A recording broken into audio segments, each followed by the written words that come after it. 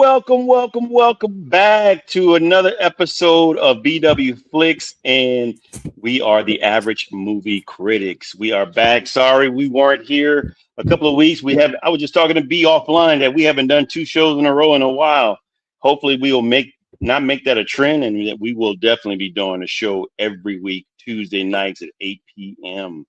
On YouTube, Facebook. Follows, like us, and subscribe. Hopefully you enjoy the show. But tonight, B, what's going on, man? How are you, buddy? It's been a while. I'm good. I'm hot, but I'm good. It's like 98 degrees here, man. Oh my goodness. It was I think it was close to 100. It was like, pretty hot here in Atlanta as well. But I don't know if it's gonna be as hot as the two movies that we're gonna be talking about. We are watching or talking about, we've watched the movies already. We're talking about both. Wait, who is this? Got to be the most handsome. Mike. We appreciate you, brother. Thank you very much. This has got to be, I mean, that's very nice of you. I don't know for sure. Not at 51 anymore. Head balding a little bit. Yeah. But we will be talking about Days of Thunder, 1990, and we will also be talking about F1. Came out in 2025. Without further ado, let's start talking about Days of Thunder. My buddy, as you normally would, if you just give us some of the superlatives about that movie, and we will get started. So this movie was directed by Tony Scott, same guy that did Top Gun. So we'll reference that during this review. And rest in peace, Tony Scott. And it was produced by the same people also that did Top Gun, Don Simpson and Jerry Bruckheimer. It is starring Tom Cruise as Cole Trickle, who is his character is patterned after race car driver Tim Richmond. And his racing name is a nod to veteran racer Dick Trickle. Robert Duvall as Harry Hogue, Cole's crew chief. Randy Quaid as Tim Dolland, a wealthy car dealership race team owner. He's patterned after Rick Hendrick of Rick Hendrick's Racing. Nicole Kidman as Dr. Claire Lewicki, neurosurgeon, comes into play and is Tom Cruise's love interest and was actually his real life love interest after this movie. Michael Rooker, who is Roddy Burns, who is the rival and friend of Cole Trickle, and he is patterned after Dale Earnhardt. Makes sense. Carrie Ooles is Russ Wheeler, the rookie driver who fills in for Cole, but later becomes his rival, and he is patterned after Rusty Wallace. Then you got John C. Riley. He's the Cole's car chief. He's also in the Ricky Bobby Talladega Nights movie as well, but he is a actual racer in that movie. Fred Dalton Thompson, you would know him. He's Big John in this movie, but you know him as he plays in a lot of roles, like senator roles. I believe he is a senator. He was an ex-senator, by the way. He was, yes. And then you have the cameo roles with Richard Petty, Rusty Wallace, Neil Bonnet, and Harry Gant. Along with Benny Parsons and Ned Jarrett, who are ESPN announcers for the races.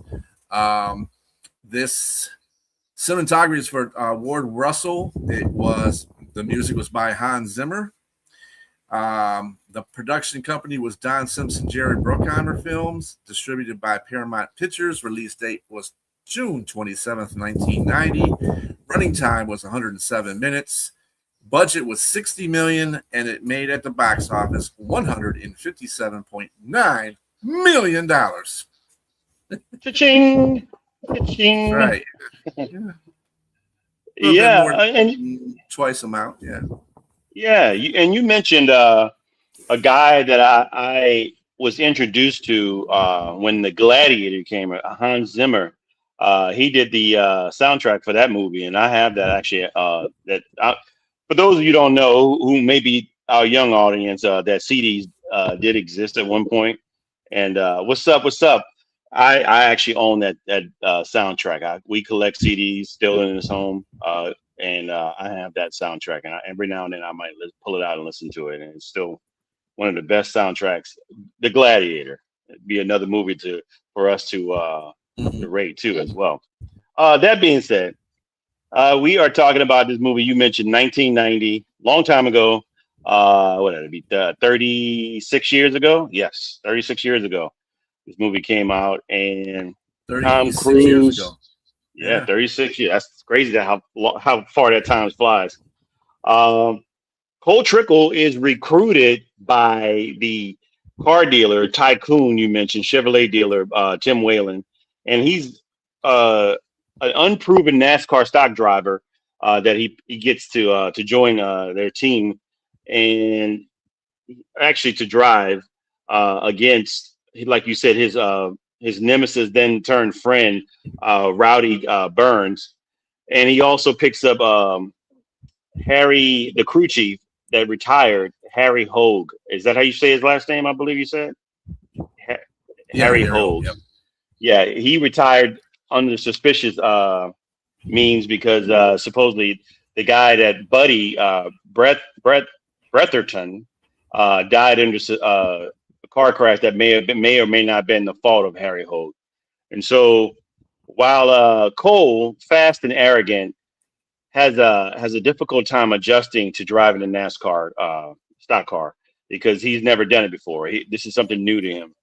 Um, and he also has issues with communicating with his crew because he doesn't know much about the cars at all. He doesn't know much anything about cars except that he's gifted and with driving them.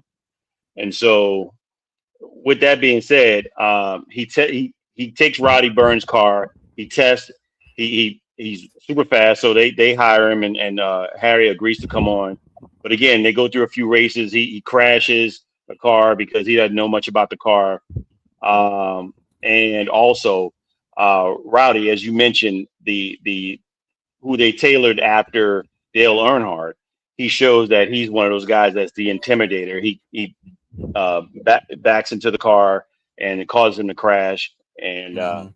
but through it all, I mean, he's through several races. And after they've communicated, he and Harry, find out what's going on. He sends him through a rigorous training session, and eventually he wins a race. He wins a race. He wins several races, and um, after he wins a couple of races, he and Harry Burns get into a collision. They both get into a really bad collision, and so they're out of the race for a while. And the guy that you mentioned, Fred, is it Fred Williams, whatever his name? I forgot the guy that was Fred Thompson. Yeah, Fred Fred Thompson. Thompson. Yes, he was a senator. He played the president of NASCAR. He got them to get together and to let them know, hey, you got to calm down with what you're doing because it's bad for racing. Otherwise, I'll suspend you and kick you both out of race out of the circuit. And so they put on a face. They go to dinner. They racing each other, and but also after the crash, they're in the hospital, obviously getting taken care of, and that's where Cole meets Dr. Lewicki, and she soon becomes his love interest as well after several chances of him trying to woo her, and he eventually does, and they become love interests. And Cole Trickle and Rowdy Burns become friends. They become friends, but then Burns is also while Cole Trickle is still recovering. Waylon. I wanted to say Waylon. This is Alien. Excuse me. Dalen hires another rookie driver played by Carrie Elwes. That's Russ Wheeler, and he's another arrogant kind of punk in the movie. He plays like he's a nice guy, but he's really not.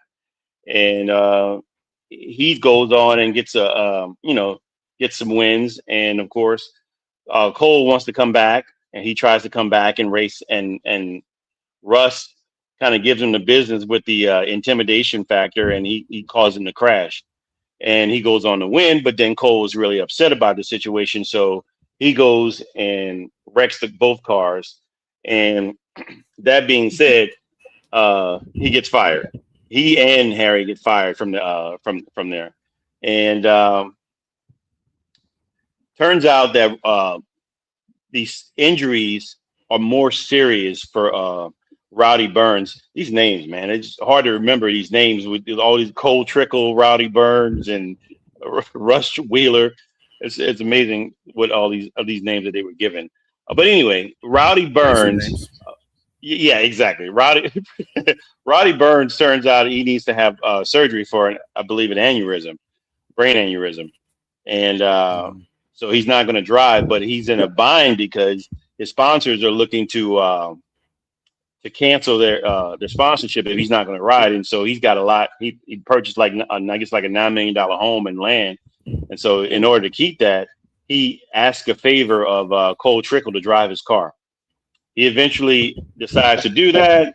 He drives his car for him, and also it brings on Harry Hogue as his crew chief, and they end up racing again. And of course, he goes on to win everything. Everybody's happy at the end. They show Cole Trickle and Harry Hogue racing each other at the end, and then it freezes, and that's the end. We'll get into talking about this movie. Do we have a video for it? Yes, we do.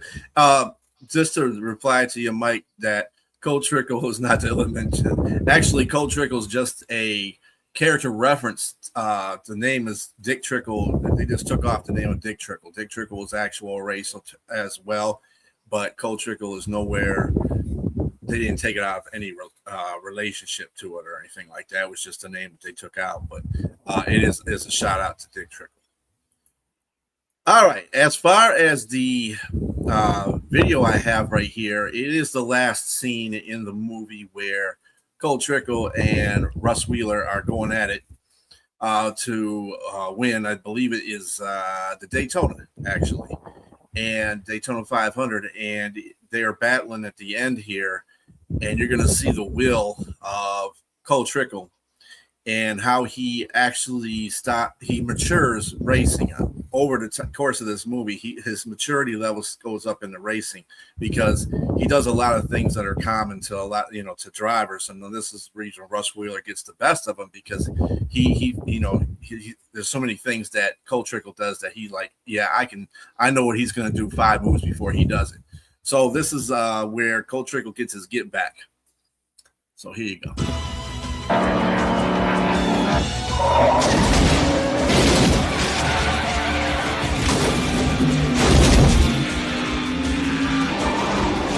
Don't keep this up, Cole, please.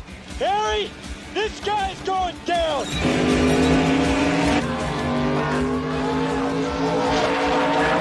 Last turn, careful. He's going to try and slingshot past you, Russ. Don't worry. I know Cole. He always goes to the outside.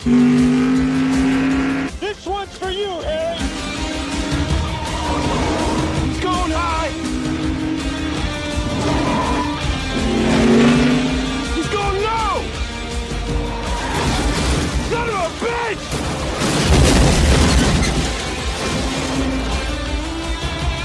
Here come the cars to the finish line. It's Cole Trickle taking the win. Go, go!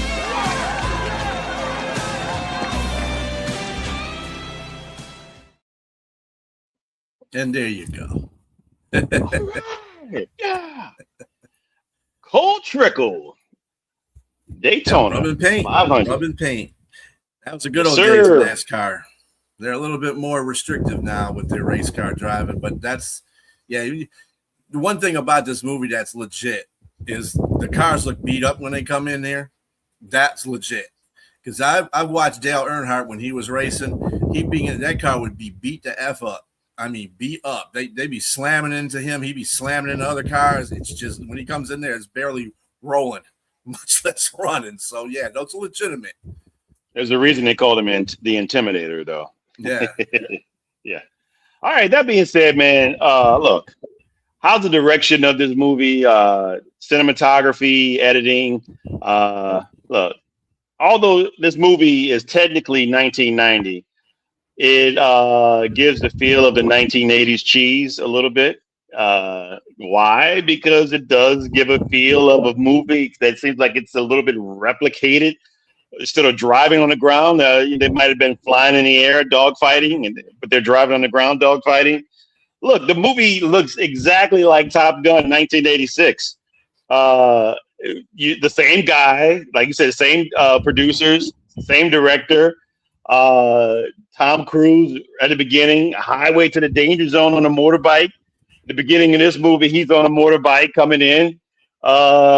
And he goes and flies the airplane. I mean, instead of flying an F-14 Tomcat, he's driving a stock car at 178 miles an hour. And both, like I said, both made those entrances. Both have a love interest they probably shouldn't have been with.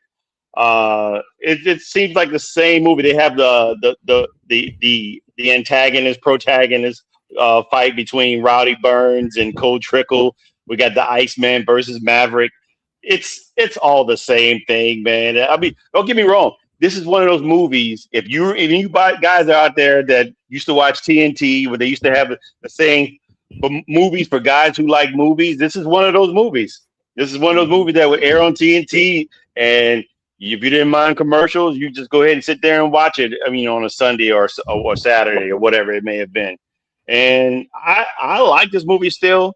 If you can get past all of that the fact that it was almost a replica of another movie, like the same people made the same movie, just in a different genre, car racing instead of dogfighting in the military. What do you think? What do you think about the direction and editing? I mean, cinematography, I loved it. I loved the shaking of the camera when they're driving, gave a little bit of realism to it. Like you showed in that clip just there. Direction, it seemed to go as what you would think of this type of movie. I mean, there was no award-winning acting and different stuff like that. The editing was decent, but it was for me. That's what I got from the direction, theme, and editing and cinematography. Yeah, if you want to go fast, you got to learn how to go slow. That was what Harry said. Yeah, when he was talking to Cole about that whole situation. Yeah. One of his wisdoms. I think the movie was, it did have a lot of Top Gun versus Days of Thunder in it. Yeah, it was like everything on the air you did was on the ground. But at the same time, it really gave. This was really in the NASCAR's heyday too, between the 90s and the 2000s, early 80s, when NASCAR was at its point level where people actually watched it on TV and there was a lot of fans. I know I was one of them. I followed Dale Earnhardt until the time of his death in 2001 on that particular, I believe it was that particular track too, Daytona 500. He lost his life on that track. And what was it, Talladega? I think it was Talladega. But anyway,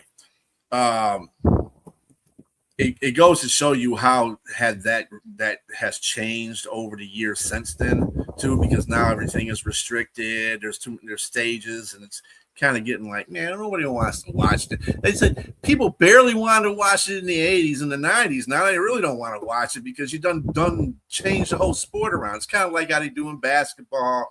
Everything is changing in this century. I don't know what's going on with the whole sports thing, but again, this was pretty good as a movie as far as replica of what happens in NASCAR.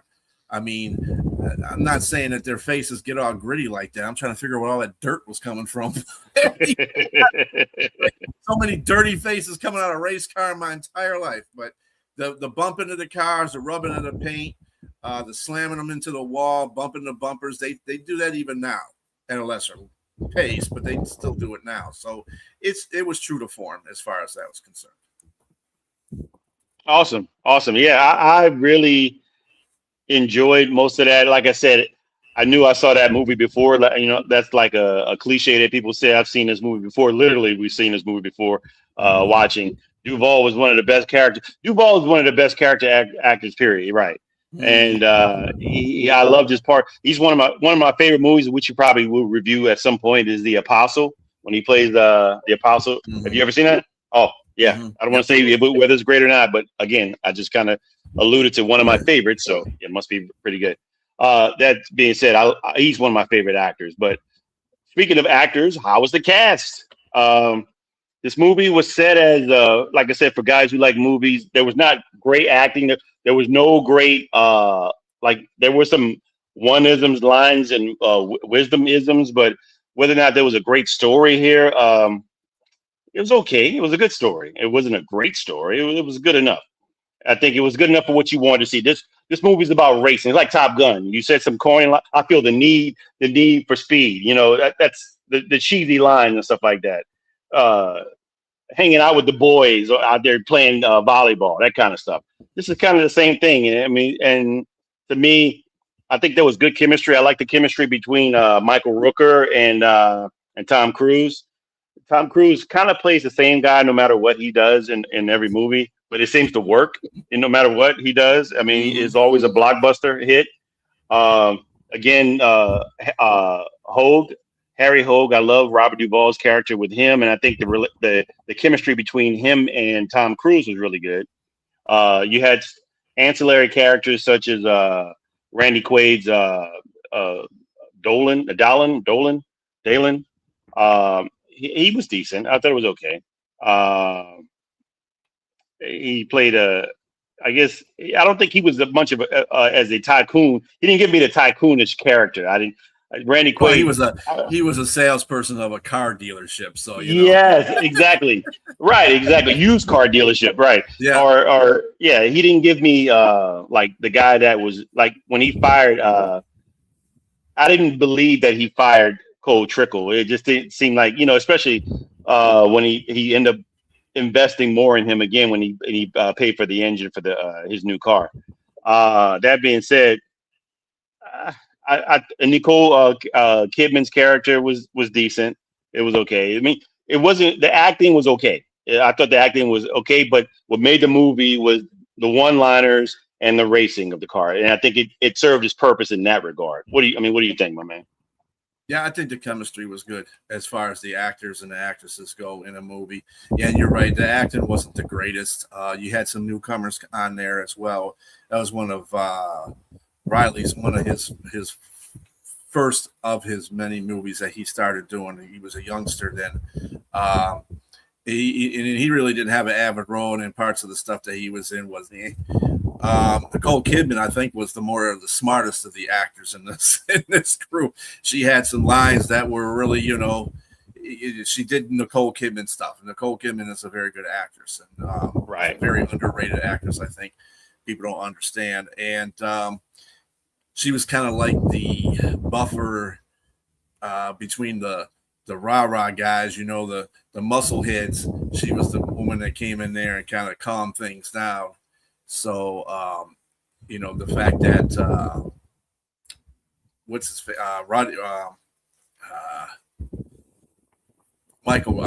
Roddy Burns listened to her was amazing enough because he didn't listen to nobody.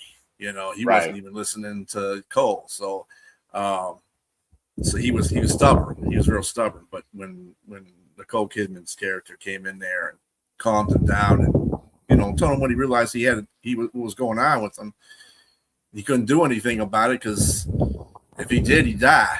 So it was either fix that and get it better and relax and retire, or die.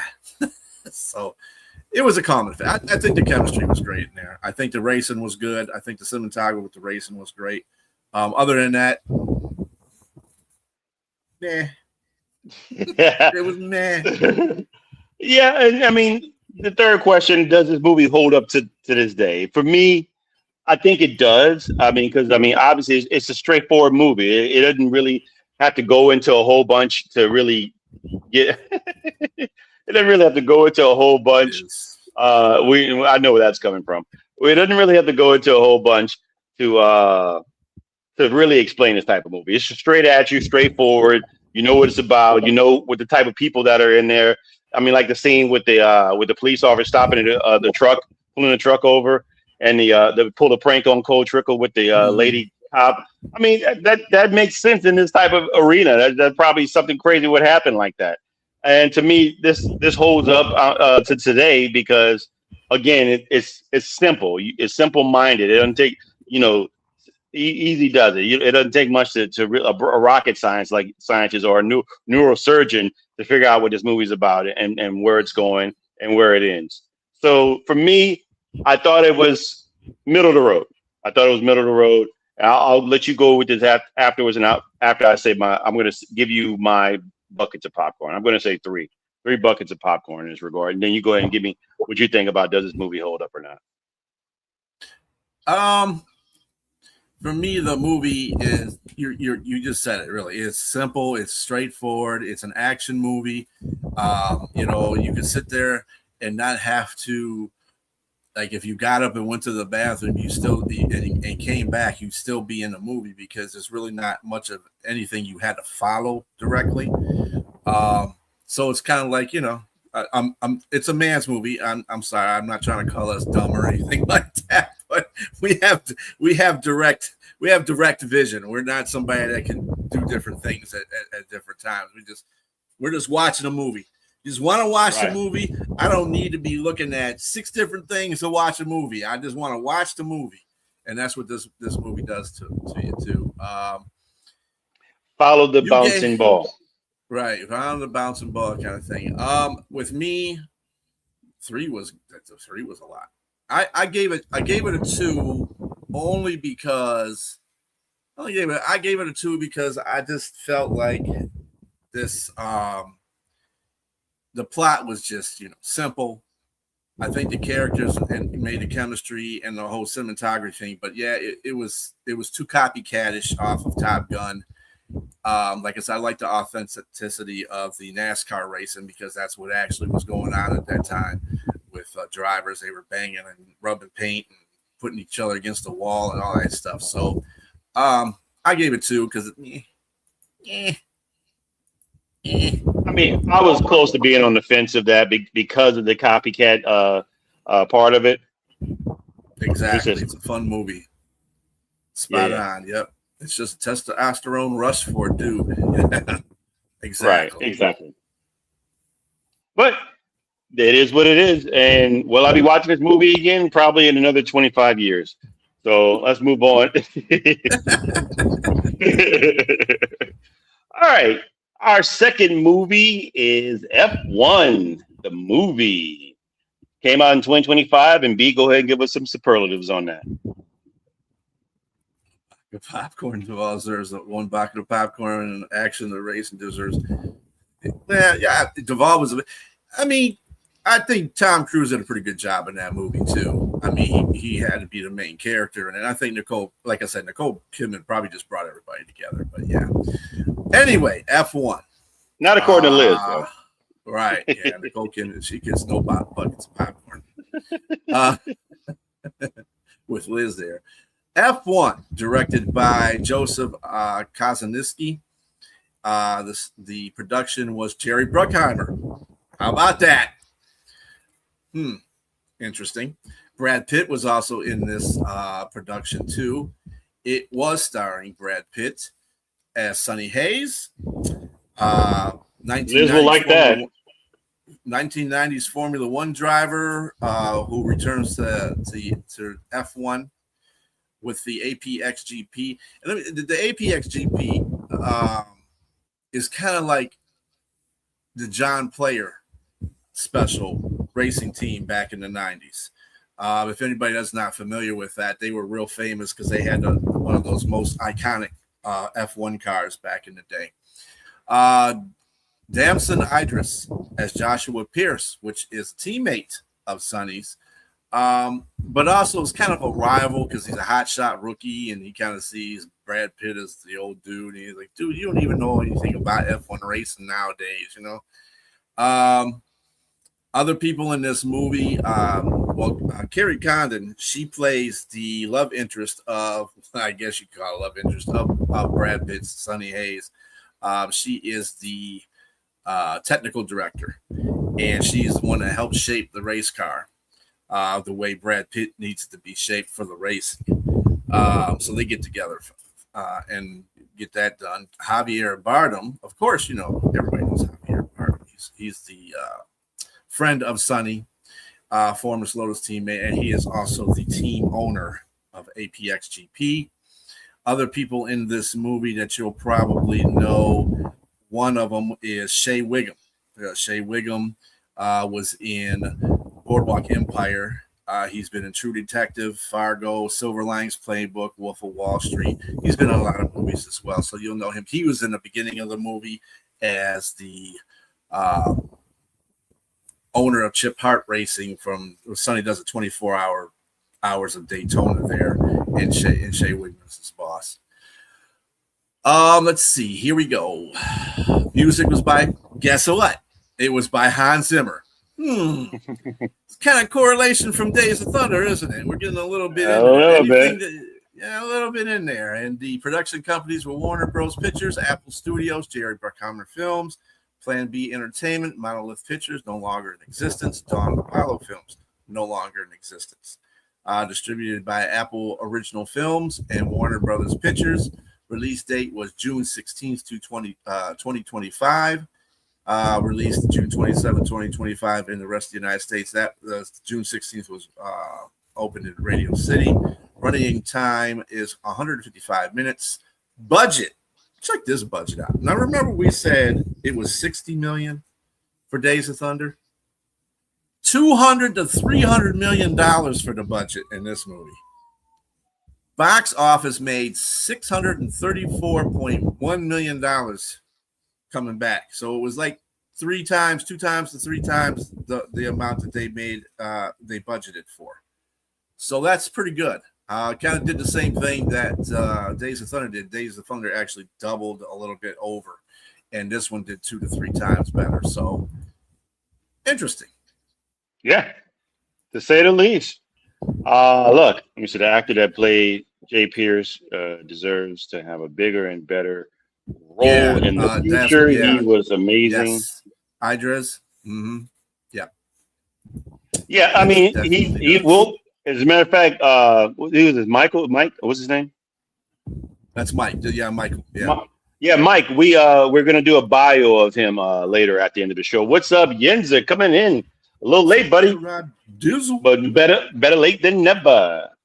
All right, so the synopsis of this movie begins with an aging past his prime F1 prodigy in Sonny Hayes that had a post severe crash of approximately 30 plus years ago.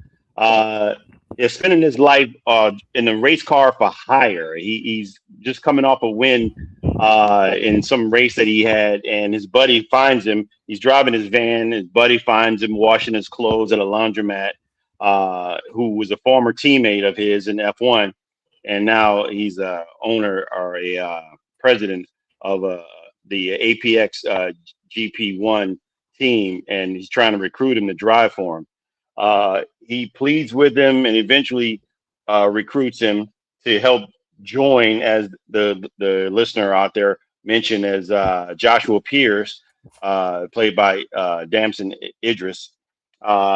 He's a young, hot rookie, arrogant, similar to what Sonny Hayes was when he was young. And he wants him to join the team to help them because they're in a situation where if they don't win at least one of their last 9 races, they're in danger of being sold as a team. So that being said, Sonny eventually agrees. He meets a new team, including the technical director, as you mentioned, Kate McKenna, and he met the rookie. Early on, Sonny has a hard time adjusting, trying to drive the new vehicles. Obviously, is a lot more technical, electrical, more than what he used to do, and also has issues with the kid Joshua as they compete against one another, and they both end up crashing out in both their cars. Sonny later becomes a bit of a antagonist driver for the team because once he realizes that they are on a team, his role is to more so to kind of antagonize, sort of the Dale Earnhardt of F1, to antagonize other drivers, opponents, so that they can get red flagged and slow down, and he can help at least get his teammate placed. And eventually they do that. They get placed ninth with Joshua at some point. So they make a top 10, and they eventually continue to do this. The next race, the Italian Grand Prix, Sonny advises Joshua to keep slick tires for speed in the rain. And eventually Sonny tries to take, Sonny gets him to second place, and he tries to tell him to take his time and don't do a certain maneuver, but he ends up doing that maneuver, and he crashes out and gets hurt. And of course, Sonny gets blamed for what he ended up doing. But of course, Sonny was it was an ill-advised move by the rookie, but he didn't say anything. He kept it to himself, especially with his mother, Joshua Pierce's mother, when he was in the hospital. She warned him about his communication and what he's doing to try to take her son out. And of course, Sonny knew better, but Joshua didn't say anything either. Hey, what's going on? Thank you for coming on. We appreciate you. But Sonny himself eventually gets some more airplay. I mean, he becomes better at what he's doing. He's also placing, and this makes Joshua a little bit jealous. Sonny's racing. I mean, he's jogging and he's building camaraderie with the team, and so you're seeing an older, wiser Sonny Hayes, because I'm pretty sure there was no difference when Sonny was young as Joshua's age, and it's kind of what got him in the situation he was in anyway. But McKenna sees there's the issue between the two, and so she, after they get out, when Joshua makes it back after he missed 3 races, he ends up crashing at the Belgium Grand Prix. He crashes Sonny, and they get into it, and Sonny accuses him of being not an antagonist, but a saboteur. Pretty much, you sabotage, and claims that he's sabotaging his own team. And so Kate McKenna gets them both to go to a card game so they can figure out, if she wins, he wins, or he wins, who gets to make the decision, who gets to make the decision. And Sonny has a good hand, but he allows Joshua to win the card game. And of course, she thinks he wants to go out with her. She's like, I don't go with losers. But it turns out he had 2 kings, and he let him win, and so they end up in bed, of course, together. And further, who is it? What's his name? Cervantes. Ruben Cervantes, Javier's character. Yeah, he comes he comes and finds him there in her room, but he didn't care. He just wanted to talk to him about something, and it was about the car. And of course, they find out that the car, someone sabotaged them and ratted them out about the car not being legal in regards to the modifications that were done on the car for Sonny's car. And so they have to change the car. Sonny has to drive the car, which is slower and not as good as the one before. And he forgets his lucky deck of cards when he goes out there. He goes out, gets into a bad car accident, and it comes to find out that Javier's character didn't know that he wasn't medically cleared to drive F1. It was his injuries from the previous accident were bad enough to where he can get into, or he can die or be paralyzed or blind, whatever it may be. So he fires him just for his safety. It was his friend. He ends up finding out that what's the guy's name? Peter Banning is the guy that self-sabotages APX GP1 and is looking to take over with other buyers if they don't win. If they don't win a race, they can take over and buy them out. And he offers him a consulting job when it does happen, and he considers it. But ultimately, you see Joshua has learned some things from Sonny. He ends up becoming building more camaraderie with his team. He's a little bit more, not softer, but he becomes approachable, and he's becoming a leader. He's learning from Sonny. And Sonny comes back and he pleads with Ruben and convinces him to allow him to race. He tells him everything that happened, and Sonny and Joshua are a team. They're actually racing as a team again. Sonny helps him take the lead, and he takes out the third guy, and of course, there's an issue with Sonny's car, but he figures out a way to crash slightly and go get his car fixed, and that gives him an extra 3 laps for everybody. So Joshua's car needs to be worked on as well. They get their car worked on. They get back out there. Joshua's in second. Sonny takes out the third car in Charles Ledrick, or however you say this guy's name, in the Abu Dhabi. Yeah, how you say it? Leclerc. Leclerc. Thank you. He takes him out, and Joshua and Lewis Hamilton are neck and neck, but they end up crashing. And of course, after this happened, Sonny was able to pass them by, and you see him in his flying stage where he's floating and going along the track, and he ends up winning the race. His first ever, the thing that eluded him, he finally wins an F1 race. And he celebrates a little bit with everyone, but then he becomes aloof. He goes by himself and sits by himself. He says goodbye to Joshua, and he says goodbye to Kate McKenna, but he tells her he'll see her again. And next, we see him in some Baja 1000 race. And of course, they ask him why he wants to race, and he laughs. Pretty much, he doesn't care about the money. He just wants to get out there and just pretty much ride with his hair on fire. And the movie ends. Do we have a clip for that movie, my friend? Yes, as a matter of fact, we do. And it is that aforementioned scene at the Abu Dhabi race where he is in first place and he's getting ready to win his race.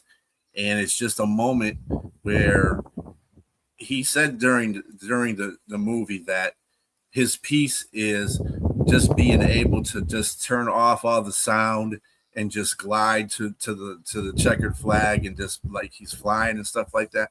Well, this is part of that whole interesting ending here. And yes, here it goes. What's happening? He's flying.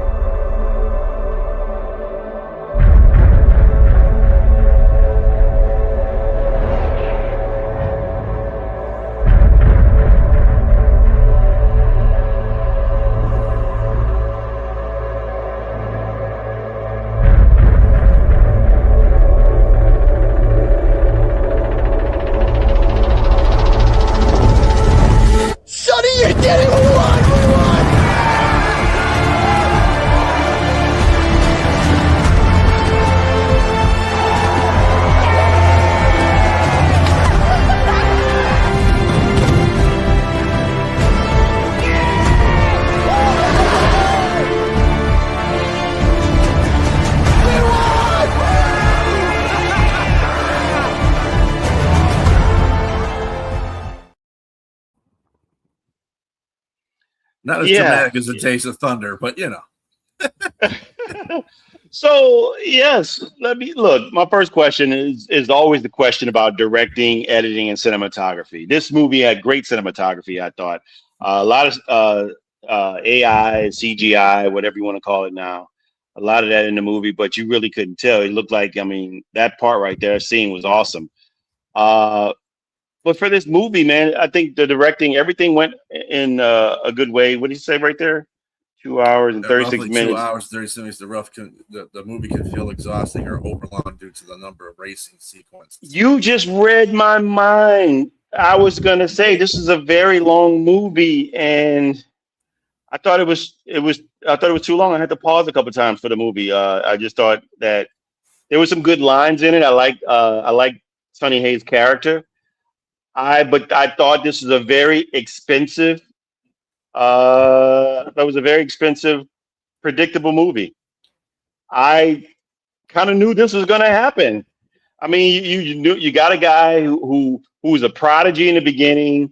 He's geared to be the best. He's probably going to be the best, and he has a bad accident.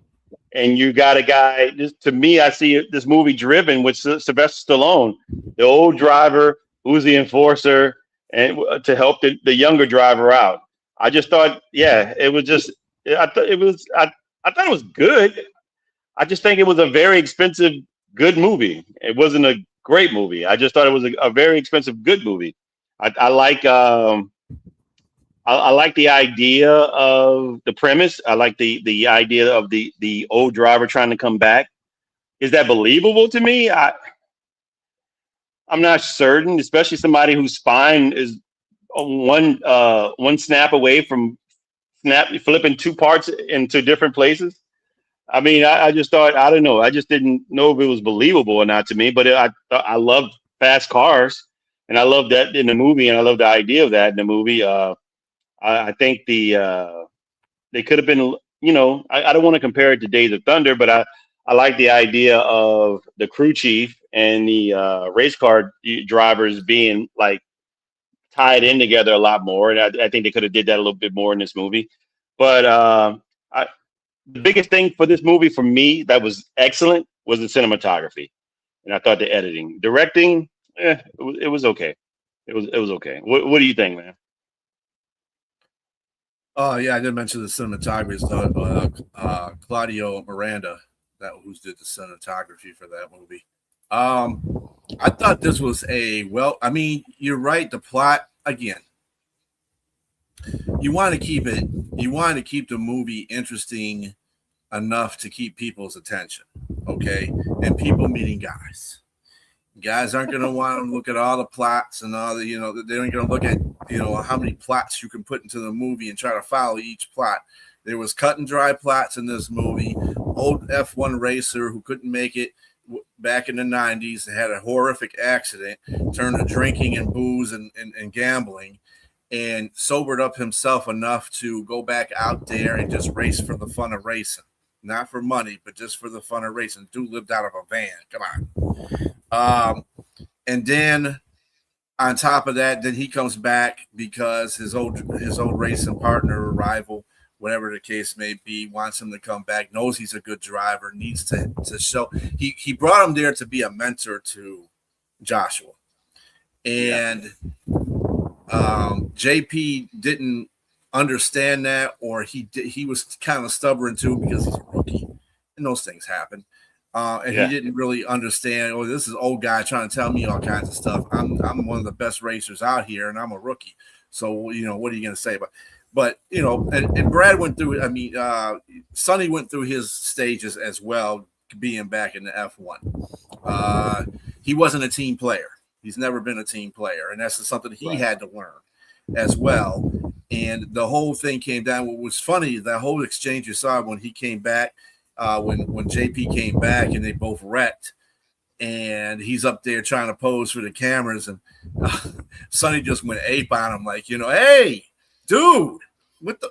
Hey, you're sabotaging the race team. You're not sabotaging yourself. You're sabotaging everybody that's done hard work here. And it's funny from him coming to say that because you felt that he was doing that at the beginning too, not necessarily on purpose, but he was trying to show JP, hey, dude, this is, I'm trying to show you different things. So because you are a great racer. And he told him that in this movie. He said, you're a great racer and could be one of the best racers out here, but you're not focusing in on what you need to be focusing in on. That's what I'm here for, to teach you to do that.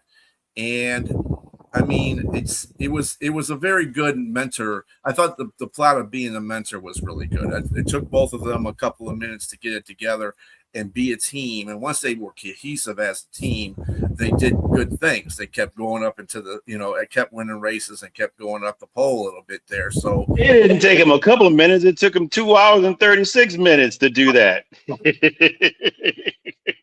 it was a very good movie. I loved JP's mom. Because there's some old guy that they brought on here, and she comes out there and sees his picture. It's like, that's a handsome guy. Like, hey, he look like what? Come on. He's not that old, right? Exactly. I thought that I think they try to do, like you mentioned earlier, that they try to keep it straight, like for guys who like movies. But then at the same time, the length of it told me that they try to create some sort of plot at the same time, and they try to put some drama into the movie. It was just let me see. What, So the van was an oasis. That's a true point there, Mike. He was a didn't have no regrets, no problems, no obstacles, just living in and out of the van, throwing up deuces. Yep, exactly. That's what his whole premise was before he got back into F1. He didn't care about money. He just wanted to race for the race. He was racing everything. NASCAR, the Baja series. I mean, this dude was racing everything. Anything that had wheels on it. He was racing motorcycles too. It didn't show any scenes of that, but he was doing that as well. So I mean, yeah. And I get that part. Is that like he wanted to get something that eluded him. And that's where like, okay, he's going to get it. I mean, that's what predicted at the beginning of the movie for me. What would have made this movie better is if his character died. I told you that was coming. I knew it was coming. What would have made this better is if the character died some sort of way. It's like, to me, and like it cliched and became predictable when he won the race. And I knew that was going to happen. It was expected. It didn't happen for him. He got hurt. He found a way to get back to that race, and that eluded him, and he made it back. But I mean, was there good chemistry? I thought Brad Pitt and Damson did well together to be kind of antagonist, protagonist, and switch back and forth on those roles. I thought they were good. I thought to me that was the best relationship in the movie. I wasn't too good. I didn't like the Kate's character, Carrie's character, and Kate. It was okay. They could have did more with her. I think they could have a lot. I don't think it was her. Her acting was good. I think the character though itself could have been a little bit more into it. And I just think that they they were on to something with her being the technical director, and they could have elaborated a little bit more. I think you saw the human side of her, and she let her guard down and got with the race car driver. Javier's character was okay. For these guys to be like such great actors, I was expecting a little bit more out of his character to give more into that. And it wasn't Javier's fault. I think it was just that his character didn't have a lot of role into the movie. But I mean, what do you think about the actors and their chemistry? I think the chemistry was there between Brad Pitt and Idris and Javier. Exactly. I think all of them got together. And I think it kind of at near the middle of the movie, so was Carrie's I got to stop right there. This Rocky thing, look, when you see the first Rocky movie, you don't know he's going to win. And as a matter of fact, he doesn't win. It doesn't win the movie. So, I mean, I hate to burst your bubble in that movie. The Rocky movies, sure, he wins 2 and 3. You don't know I didn't think he was going to win 2 either. But I mean, against and he doesn't win initially against what's his name, Clubber Lang in 3. But and what makes it better is that when he wins against Ivan Drago, he wins, but he doesn't win. I mean, when it goes to 5, he loses everything. You know what I mean? Oh, yeah. You said he lost in the first movie. Okay, well, yes, but I mean, you're comparing apples to oranges. I mean, so we're talking about the first movie, right?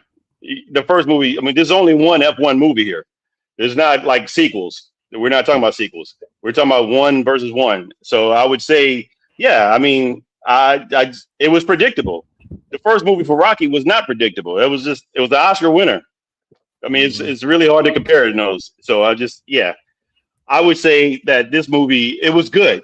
It was good. I'm not going to take away from it, but it was predictable. But that being said, I know we don't have a lot of time here. For me, would this movie hold up in another 5 or 10 years? Yeah, I think it will hold up. But I mean, I think it's a very expensive movie that seems like it was just a good movie. It wasn't great to me. I think it was a very expensive movie. It was good, and I give it three. I give it 3 buckets of popcorn. Ooh, $3. Look at you. All right. 3 buckets of popcorn. I will also probably give it 3 buckets of popcorn too. I think the thing about the character, Carrie's character, Kate, the hidden agenda behind that whole situation with her story is the fact that she was a woman, basically in a male-dominated role as far as the technicals so she was trying to make it in there where women haven't made it in there before, in racing. So she was working at an aeronautical firm before she got picked up by the race team. And they said, "Hey, you want to do this? You look like you know what you're doing, blah, blah, blah." And she is very focused on her work. She's willing to accept changes as well. So that's okay, Liz. I got you. Don't worry about that. Anyway. And yeah, so I mean, I think she did a very good job in portraying that type of a woman where it was a male-dominated role she was going up against, and when they won, it made her role as that technical director for the team even greater because they won with a female technical director. They didn't win with a male, so she got her props on that whole situation too, and I think that's the reason why everybody was elated in that movie when they won. So yeah, I mean, I'm gonna go ahead and give it. I'm gonna go ahead and give it 3 box of popcorn too. It was great, but it wasn't that great. I think they could probably, with that budget, they probably could have done a lot better job. I think the plot could have been a lot better and not as predictable. Hell, let JP win, a race. He was the rookie. Right. What I'm Right. saying? Do we have time to go over a little bit just to give Damson his credit? Yeah, we don't have anybody after, do we? No, we're good. Yeah. Let's just go a little bit on this one. I want to give him his credit. So, ladies and gentlemen, our bio is on Damson Idris, the rookie prodigy in the movie. Damson was born September 2nd, 1991, a year after Days of Thunder.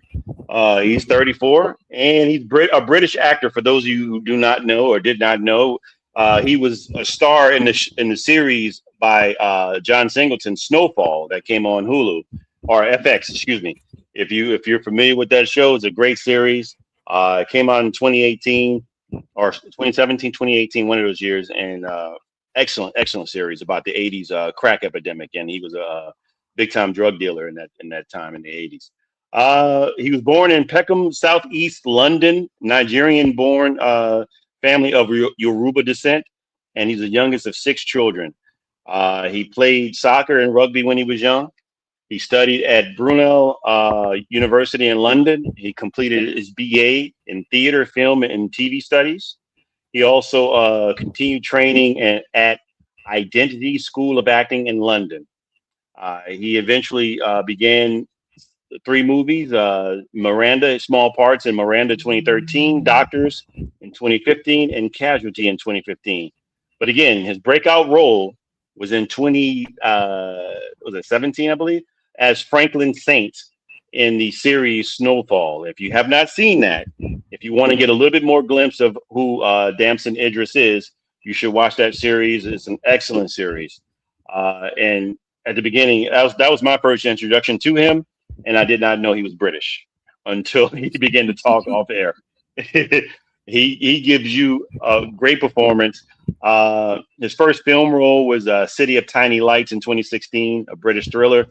First American role in a movie was Megan Levy with Kate Mara, and he was an FBI agent. If you've seen The Commuter with Liam Neeson, very good movie, and he was an FBI agent in that in 2018. He also played in Farming. It was a biopic, a semi-autographical biopic of I forgot the African guy's name. He's an actor, but he portrayed him, and he won a Best Actor award in a British film at the Edinburgh Film Festival. He also played in the second episode of the 5th season of Black Mirror, a series on Netflix as well. 2021, he was in a Netflix sci-fi action film called Outside the Wire. 2023, he became a brand name ambassador for both Tommy Hilfiger and Prada. So my man is out here doing it, getting this thing going. In 2025, of course, he was the rookie driver in F1, the movie. And his next movie is coming out, will be Children of Blood and Bone, coming out in 2027. Great actress, and that's Damson Idris. You got anything you want to say about him? Yeah, he's also on and off again with Lori Harvey, who is the daughter of Steve Harvey. They just broke up in April, so they go through these phases where they're breaking up and going back together and breaking up, and getting back together. I think they're going to get married, because once you do that so many times with each other, that's going to magically probably happen. But she's got a pattern of breaking up and getting back together with multiple guys. No, not to put that out there in a negative way, but I'm just saying, maybe not. He was also, I guess you could say, he was honored with the fact that he got to shake Queen Elizabeth's hand before she passed away. So that's probably, being an English person, that's probably one of their, no matter who it is, a big honor, right? Exactly. It's a big honor. So that was another thing that was on his resume too. I guess if you could say, oh yeah, I shook the Queen's hand. Whatever. But yeah, so that was a couple things about James. Yeah, he's an up and coming actor. Look for him. Yes, I gotta look at the Snowfall series. I do. Absolutely. And I will say thank you all for joining us. Next week we come back and watch us with us. Excuse me, I don't have any words right now. Come back and join us.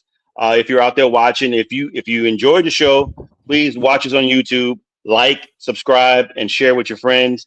Thank you very much, Elizabeth. Our next movies are going to be Major League and 8 Man Out. This is baseball season, and so we want to pay homage to baseball and with 2 great movies.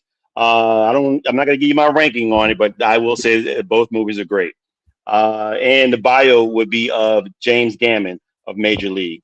So again, if you're out there, thank you for watching our show. We appreciate you. We've been going since, when did we start, man? In February, March. I think it was March, right? March, yeah. We started in March, and we're going strong right now. And again, just continue to hang in with us, and we will try to bring you great content. And if you got any questions, please, or movie you want to review, you can either put in the comments during the show, or you can email us, which nobody seems to like to email anymore, bwflix2026@gmail.com. Again, just if you got a movie that you want us to review, leave it in the comments, because it seems like nobody's emailing. Just leave it in the comments, and we'll try to get that done for you. But again, the next movie will be Major League and 8 Men Out, and the bio will be James Gammon. And we will see you next Tuesday at 8 p.m. I hope you all have a good rest of your week, and see you next week. Have a great night. Peace.